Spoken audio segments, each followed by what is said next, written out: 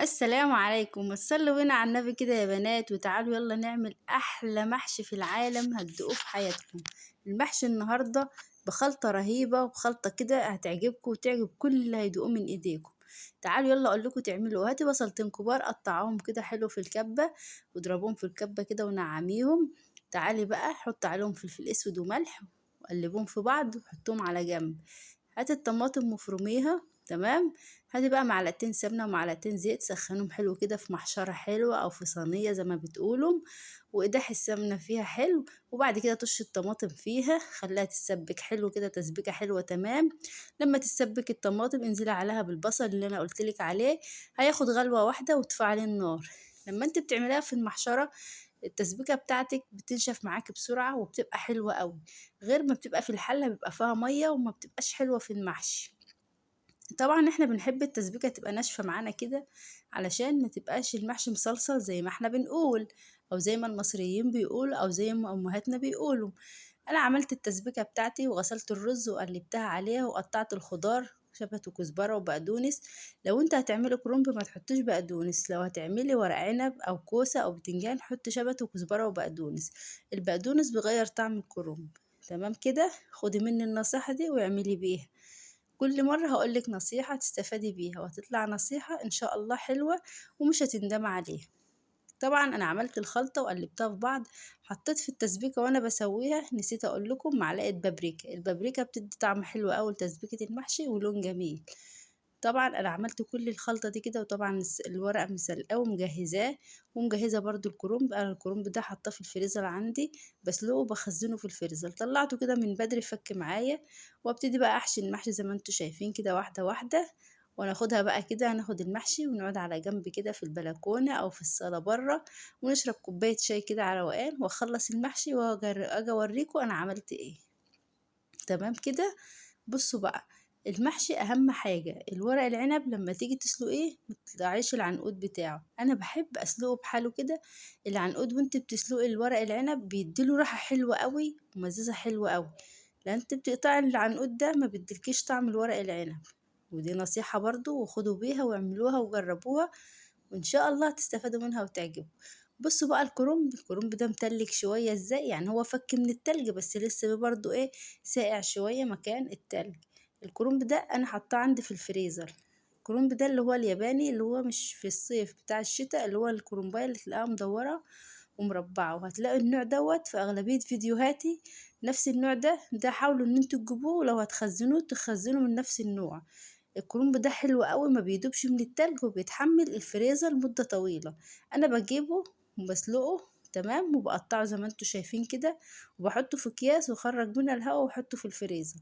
بيجي اوقات انا ما بلاقيش الكرنب في السوق، او ولادي بيبقوا طالبينه، او هعمل نوع محشي برضو تاني، فانا بحب يعني انوع كده، فبقوم مطلعه الكيس من ده كده زي ما انتوا شايفين، وبعمل حاجه جنب حاجه. بجد بيبقى حلو قوي وطعمه لذيذ جدا وهيعجبكم ان شاء الله. كل حاجة هتجربوها من وصفاتي إن شاء الله هتعجبكم. وعايزاكم دايما تتابعوني وما تنسوش الكومنتات والشير واللايك، علشان طبعا انتوا أحلى متابعين، وإن شاء الله أنا بيكم، ويا رب دايما تدعموني على كل خير. بصوا بقى، أنا هبتدي بقى أحشي بقى الحلة كده، وخدتها كده على جنب، وتعالى أكمل معاكم بقيت طريقة المحشي.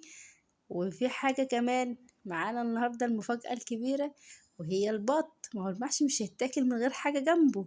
طبعا انا اخترت ان انا اعمل البط النهاردة واوريهولكم بطريقة حلوة قوي، وبجد الطعم والريحة واللون، يعني انا مش عايزة اقول لكم الخلطة البط اللي انا بعملها للتتبيلة بتاعته.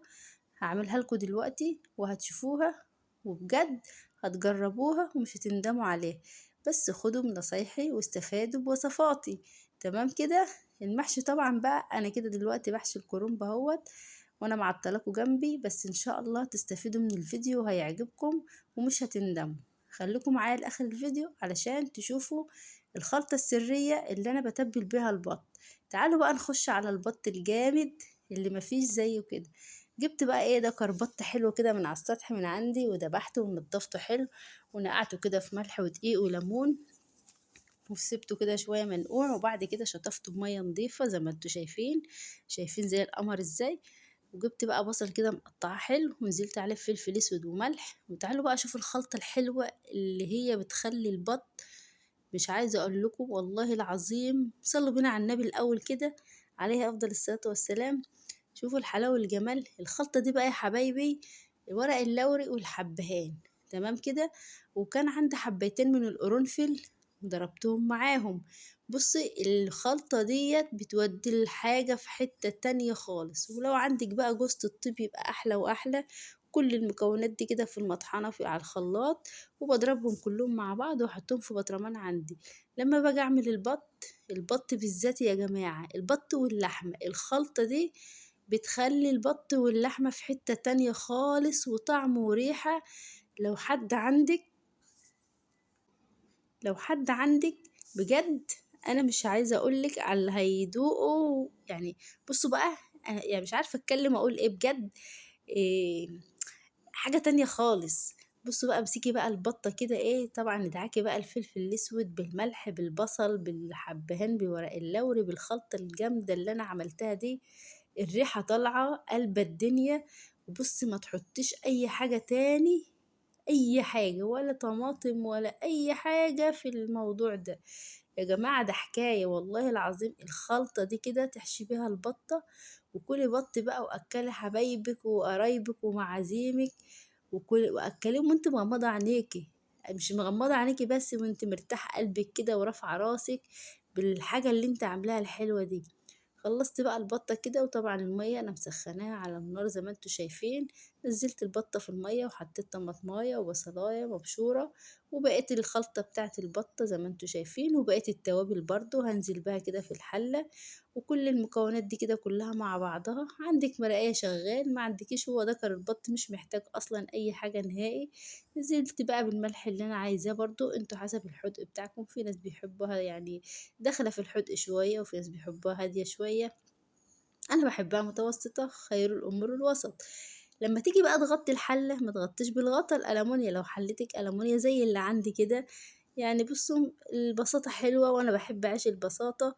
هاتي بقى صينية ستانلس كده وغطي الحلة بيها، هتلاقي دكر البط استوى معاكي سوا حلو قوي، واستوى معاكي بسرعة ودايب كده وطعمه حلو.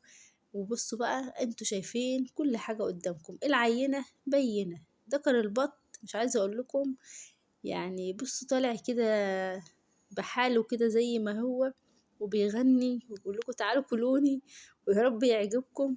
حمرت بقى ايه البط كده في معلقتين زبدة. انا عندي زبدة بسيحها على بعضها كده، زبدة انا يعني زبدة فلاحي على سمنة اللي هي سمنة دوار او كريستال او زي ما هيكون اللي انت حباه او اللي انت متعاملة معاها. انا بجيب النوع اللي بجيبه وبخلطه كده على السمنة الزبدة، بسيحهم مع بعض وعينهم عندي، واطلعهم بقى كده اعمل بيهم الحلويات البط بقى، المحاشي. مش عايزه اقولك الريحه بقى طالعه يعني. احنا بصوا محاشي فعلا فوق الخيال. بصوا بقى المحشي ورق العنب بقى بعد ما استوى، طبعا انا خلصته وحطيت له الشوربه كده وسويته. هو ده كان البط بيستوي، بس انا ما جبتلكوش الطريقه بقى وانا بسويه. عامه انا بحط الشوربه على ورق العنب، يعني مش بغطي الورق كده، بسيبه كده ايه نص نص المحشية اللي فوق كده باينة.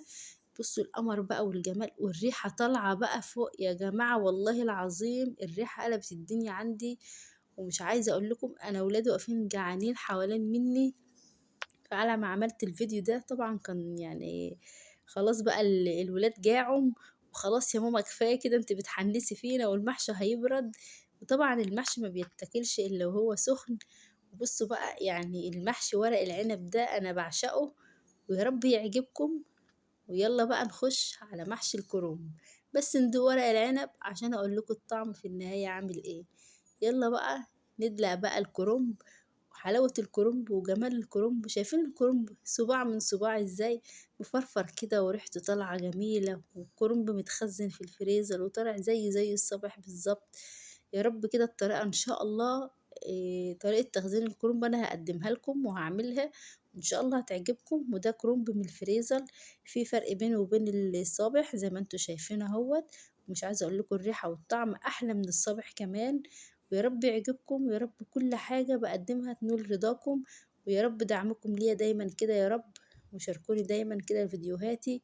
وكل حاجة بقدمها تعجبكم. دايما شاهدونا على خير يا رب عشان تشوفوا الوصفات الجديدة بطرق جديدة وبطعم جميل ولذيذ وطعم فلاحي كده. المحشي الفلاحي بقى بتاع ماما وبتاع جدتي، والمحشي ده بصراحة هيعجبكم قوي، الطريقة هتعجبكم.